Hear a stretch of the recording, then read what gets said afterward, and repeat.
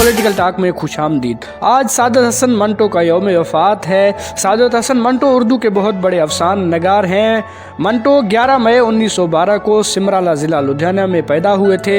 उन्होंने इब्तदाई तालीम अमृतसर में हासिल की, फिर कुछ अरसा अलीगढ़ मुस्लिम यूनिवर्सिटी में गुजारा, मगर तालीम मुकम्मल ना कर सके और वापस अमृतसर आ गए। इब्तदा में उन्होंने लाहौर के रिसालों में काम किया, फिर ऑल इंडिया रेडियो दिल्ली से वाबस्ता हो गए, जहाँ उन्होंने बाज़ निहायत कामयाब ड्रामे और फीचर लिखे।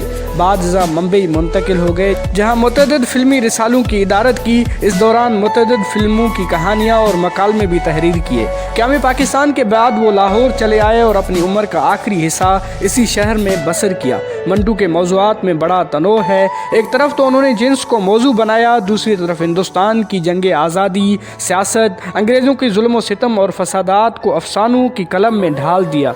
उन्होंने 20 बरस की अदबी ज़िंदगी में 200 से ज़्यादा कहानियाँ तहरीर की।